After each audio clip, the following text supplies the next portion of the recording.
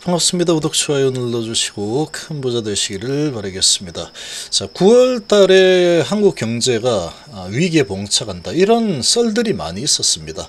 많이 있었는데, 자, 이 위기설의 원인이 고금리, 경기 둔화, 그리고 가계빚이 상당히 높죠. 자, 이런 부분으로 인해서 가계빚이 이제 크게 폭탄으로 터질 거다, 뭐 이런 위기설이 나오는데, 항상 이렇게 보면은 거의 매년입니다. 제 기억상으로는 크고 작은 위기설이 계속 나옵니다. 계속 나오는데, 제대로 진짜로 위기가 와가지고 IMF 구제 이런 97년처럼 위기가 온 적이 단 한 번도 없죠. 단 한 번도 없습니다. 자, 큰 건들이 한 번씩 2008년도 뭐 이런 거 있었지만, 우리나라 뭐 이렇게 위기 온다, 그렇게 약하지 않습니다. 우리나라 경제 그렇게 약하지 않다. IMF를 한번 겪고 아주 단단해졌죠.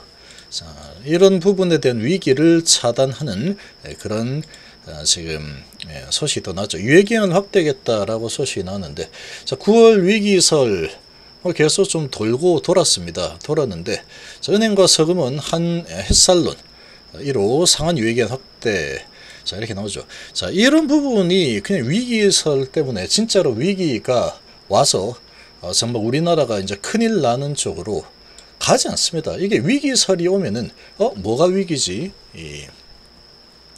점검을 하고 대책을 세우죠, 보통. 그래서 이렇게 위기설이 돈다 이러면 보통 위기로 이어지는 경우가 거의 잘 없습니다. 위기는 갑자기 오는 거죠.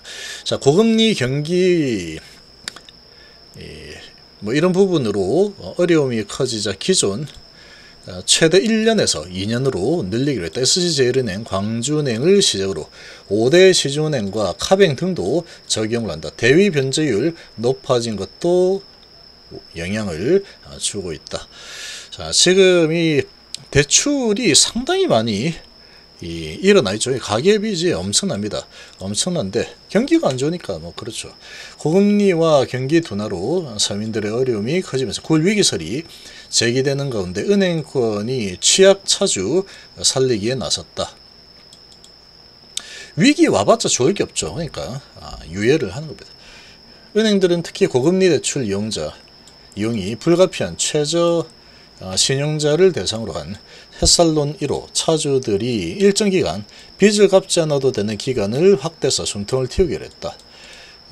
7일 금융업계에 따르면 햇살론 1호 상환 유예 기간이 기존 최대 1년에서 2년으로 1년 벌었죠. 기존에는 정상으로 상환하던 중에 질병, 실직 등으로 어려워지게 되면은 1회 6개월씩 최대 1년까지 상환유예, 만기 연장을 신청할 수 있었는데, 이 기간 차주는 원금과 이자를 갚지 않아도 된다. 하지만 최근 최저신용자를 비롯한 서민들의 어려움이 지금 실제로 상당히 커지고 있죠.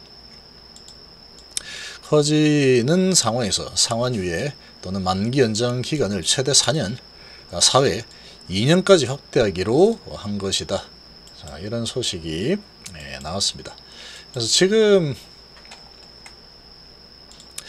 자, 요런 상황이 나와서 일단 1년을 벌었죠. 1년을 번 상황이라고 보시면 되고, 9월 위기 없다는 얘기로 보시면 되죠. 9월 위기 같은 거 없어 이렇게 보시면 돼요. 지금 9월 달인데 그럼 증시가 이렇게 가만히 이렇게 흘러가지 않습니다.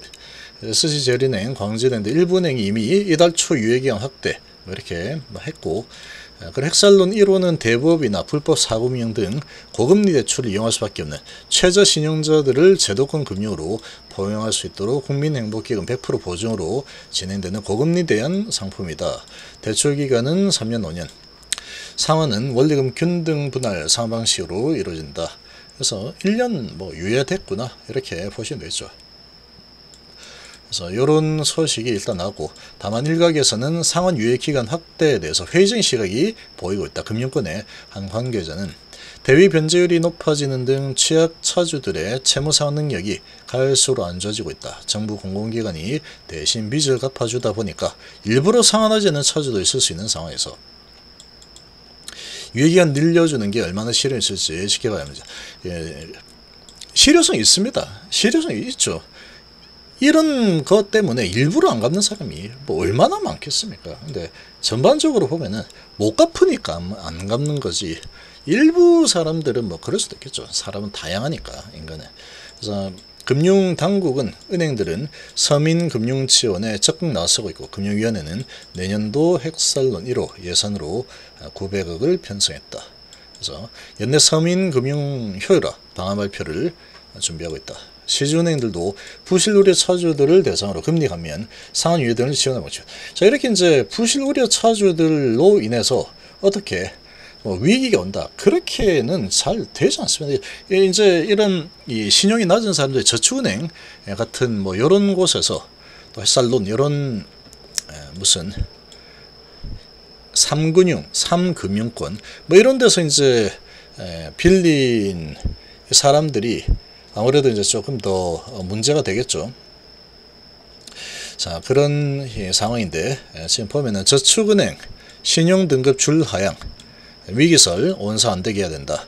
자, 지금 이제 계속 이 경기가 좀 어려운 상황이다 보니까 이 저축은행들이 연체율이 이제 좀 급증하고 있다, 이런 소식이 있죠. 그래서 마을금고에서도 뱅크런이 일어나면서 한번 문제 생겼죠. 이때는 이제 여기에서 한번 좀 큰 문제가 생겼었죠. 자, 그런 가운데 서민금융기관인 상호저축은행의 재무 건전성이 올해 들어서 빠르게 나빠지고 있다. 이 미국에서 벌써 이 부분은 시작이 좀 되었죠. 자, 미국에서도 몇 개 작은 은행들이 좀 무너지는 경우가 또 있었는데, 위기설의 또 다른 원성이 되지 않게 금융당국이 적극적으로 대응해야 된다. 뭐 대응할 겁니다만. 저축은행도 예전에 한번 크게 또 홍역을 한번 치렀죠. 그러고 이제 이 저축은행들도 상당히 이런 부분에 대해서 대책을 많이 이렇게 만들어 놨을 겁니다. 당연히 그렇겠죠. 한번 크게 이제 무너질 뻔한 그런 경험치가 있기 때문에 쉽게 그렇게 무너지지는 않을 거다, 이렇게 볼 수 있겠죠. 그래서 아무튼 지금 이 상황들을 봤을 때 위기설들이 계속 나오고 있긴 하지만 이런 부분이 현실화가 될 가능성은 좀 매우 좀 희박한 상황이다, 이렇게 좀 보시면 됩니다. 그래서 뭐 이런 위기설이 돌면은 상당히 불안하죠. 불안하고 할 텐데 이런 부분에 너무 불안해할 필요 없습니다. 너무 불안해할 필요 없고, 위기설이 돈다 그러면 위기설이죠. 설이 돌고 있는 상황이다. 아, 설이구나, 설. 그러면은 이 설이 도는 게 실제로 되는, 현실화되는 경우는 잘 없다라고 보시면 된다. 위기인 거를, 위기가 올 거다라는 게 아주 예전부터 이제 9월에 위기 온다, 위기 이러고 있는 상황인데, 이 실제로 위기가 아무 손도 안 쓰고 에라 몰라 난 술이 남았을 거야. 그러면서 뭐 나는 친구하고 그냥 당구나 치러 다니까, 이렇게 되지 않는다는 거죠. 그래서 이제 실제로 이제 그런 부분이 위기설로 이렇게 도배가 되고 할 때 실제로 위기가 되는 경우는 거의 잘 없다라고 이렇게 보시면 되고, 자, 이런 부분에 대해서 이렇게 너무 이제 주식 투자하는 관점에서 너무 동요되거나 할 필요 없습니다. 자영업 비폭탄은 과장된 측면이 있습니다. 지금 자영업자들 뭐 빚이 이렇게 많은 거는 당연히 맞죠. 맞긴 한데, 자, 이런 부분이 실제로 아주 큰 문제가 될 가능성은 좀 희박하다라고 보셔도 됩니다. 그래서 이금융권 연체율 그리고 부동산 PF 위험은 여전히 있긴 하지만 이게 아주 크게 우리나라 경제 전체적으로, 주식시장 그리고 경기 전체적으로 다 크게 문제가 생기는 쪽으로 크게 기울어지는 흐름, 이렇게 진행될 가능성은 좀 많이 좀 희박하다, 이렇게 보시면 됩니다.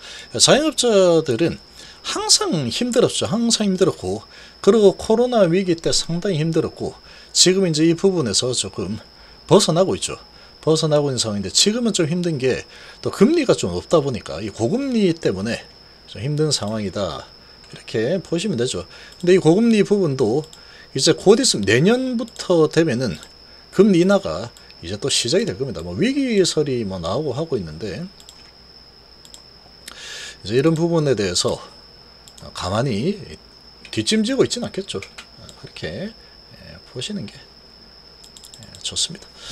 그래서 이런 부분에 너무 동요될 필요는 없겠구나, 또 대책이 나왔구나, 이렇게 보시기 바랍니다.